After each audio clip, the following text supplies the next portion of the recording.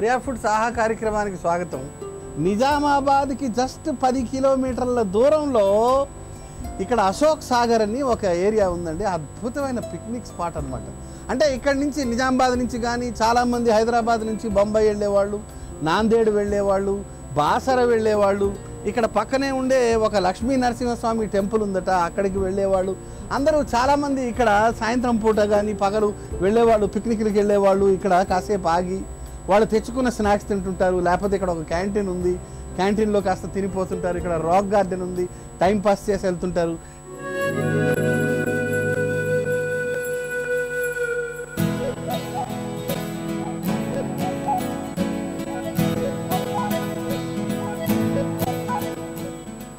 చెరువు మధ్యలో సరస్వతి విగ్రహం కూడా ఉంది, అందమైన సరస్వతి విగ్రహం ఉంది. ఈ ఉద్యానవనం, ఈ అశోక్ సాగరు 2001లో ప్రారంభమైంది. 2002లో అశోక్ కుమార్ గారు కలెక్టర్గా ఉండగా చాలా డెవలప్ చేశారండి. రాక్ గార్డెన్ డెవలప్ చేశారు, రెస్టారెంట్ డెవలప్ చేశారు, మంచి పెడల్ బోట్లు వచ్చాయి, ఒక పెద్ద బోట్ వచ్చింది, చాలా డెవలప్మెంట్ జరిగింది. నిజామాబాద్ జిల్లా కేంద్రానికి 10 కిలోమీటర్ల దూరంలో జానకంపేట గ్రామం అండి. ఎడవల్లి మండలం. ఇలాంటి అశోక్ సాగర్ హైదరాబాద్లో కూడా ఉంటే బాగుంటుంది. హైదరాబాద్లో ఉండే ట్యాంక్ బండ్ లాగా ఇక్కడ మినీ ట్యాంక్ బండ్ డెవలప్ చేయాలని మన వాళ్ళందరి ప్రపోజల్ అండి, స్థానికులందరి ప్రపోజల్. ఇక్కడ మంచి రెస్టారెంట్ ఉంది, మంచి మంచి స్నాక్స్ దొరుకుతాయి. ఈ స్నాక్స్ సంగతి ఏంటో నాకు తెలియదు, కానీ నేను మాత్రం అర్జెంటుగా వెళ్ళి ఏదో ఒకటి వంట చేసుకుని లాగించాలండి. సో చలో ఇందూర్.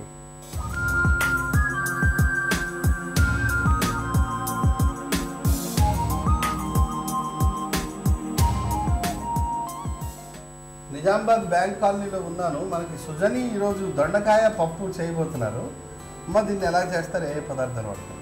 దొండకాయ పప్పు తయారు చేయడానికి కావలసిన పదార్థాలు: పప్పు, దొండకాయ ముక్కలు, పచ్చి కొబ్బరి తురుము, ఉల్లిపాయ ముక్కలు, పసుపు, కారం, పచ్చిమిర్చి ముక్కలు, కరివేపాకు, జీలకర్ర, శనగపప్పు, కొత్తిమీర, ఆవాలు, వెల్లుల్లిపాయ రెబ్బలు, ఉప్పు. చేయండి అమ్మ. స్టవ్ వెలిగించుకొని ఒక పాన్ పెట్టుకోవాలి. పాన్లో నూనె వేసుకుందామండి. ఓకే, నూనె వేసి నూనె కాగిన తర్వాత ఆవాలు వేసుకోవాలి. వేయండి.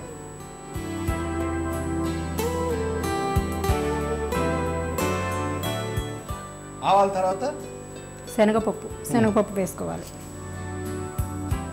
వేయండి. ఓకే, జీలకర్ర వేసుకోవాలండి. దంచిన వెల్లుల్లి. ఇప్పుడు దంచిన వెల్లుల్లిపాయ రెబ్బలు వేసుకోవాలి. కలుపుకోవాలి ఒకసారి. వేగేప్పుడు ఆవాలు, శనగపప్పు, జీలకర్ర, శనగపప్పు, దంచిన వెల్లుల్లి. ఓకే, నెక్స్ట్ అమ్మా కరివేపాకు. దూరంగా వేయాల్సిన కరివేపాకు వేయండి.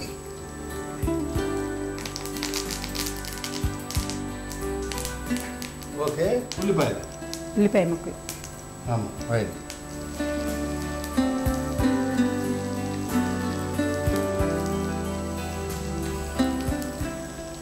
పచ్చిమిర్చి ముక్కలు.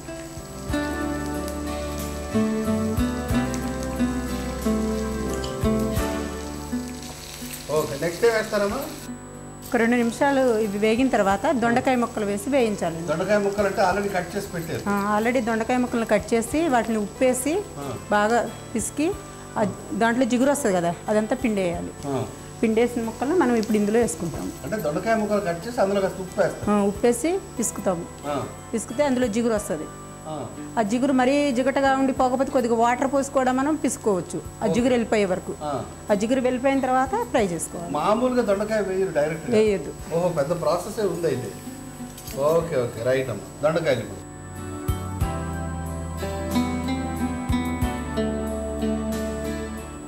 ఇప్పుడు ఇది కాస్త వేయించిన తర్వాత పసుపు, ఉప్పు, కారం. ఇప్పుడు పసుపు ఇప్పుడే వేసేస్తారండి. పసుపు ఎర్లీగానే వేస్తున్నారండి. పసుపు కొంచెం. ఓకే, నెక్స్ట్ కొంచెం కారం కూడా ఇప్పుడే వేసుకోవాలంటే ఎందుకంటే ఈ దొండకాయ ముక్కలకి కారం ఉప్పు ఆల్రెడీ ఉప్పులో మనం పిసికి వేసాం కాబట్టి ఉప్పు ఉంది. ఉప్పు కారం అన్నీ పట్టాలంటే లైట్గా ముందు ఒకసారి పసుపు ఉప్పు కారం అన్నీ వేసుకుని మళ్ళీ పప్పు వేసినప్పుడు మళ్ళీ వేయాలి ఇవన్నీ. వేయండి కారం పొడి వేయండి. Okay okay. నెక్స్ట్ అమ్మా పప్పు ఆల్రెడీ ఉడకబెట్టి పెట్టారా? అవునండి. అంటే ఎన్ని విజిల్స్ వచ్చేదాకా ఉడకబెట్టారు? విజిల్స్ వచ్చే కుక్కర్లో కాదండి, అంటే కుక్కర్లో అయితే మెత్తగా అయిపోతుంది లేదంటే గట్టిగా అయిపోతుంది. అలా కాకుండా మనం విడిగా ఒక గిన్నెలో పప్పు వేసి వాటర్ పోసి చూసుకుంటూ ఎప్పటికప్పుడు ఉడికిందా లేదా అని ఆ పప్పులోని గట్టిదనం పోయి మెత్తదనం వచ్చే వరకు మాత్రమే ఉడికించాలి. అది కూడా విడివిడిగా ఉండాలి. ఓకే.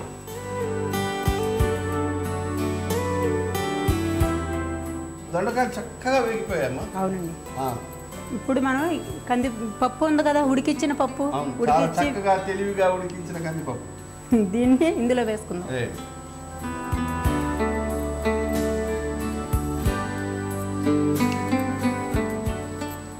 ఓకే కందిపప్పు వేసాము.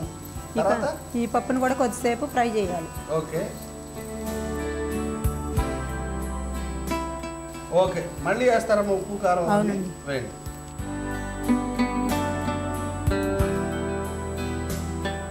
కారం మళ్ళీ కారం వేసుకోవాలి కొంచెం లైట్గా.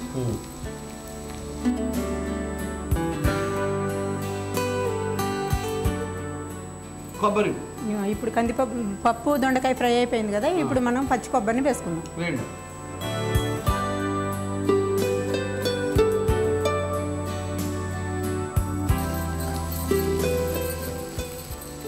ఇప్పుడు కొత్తిమీర వేద్దాం.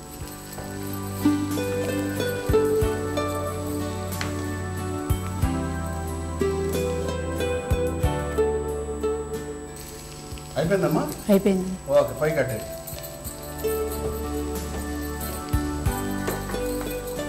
దొండకాయ పప్పు రెడీ అయిపోయిందండి. దీన్ని బౌల్లోకి తీసుకుందాం.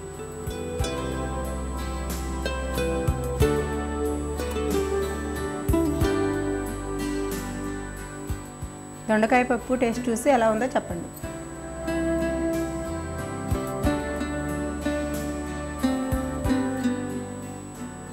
ఆహా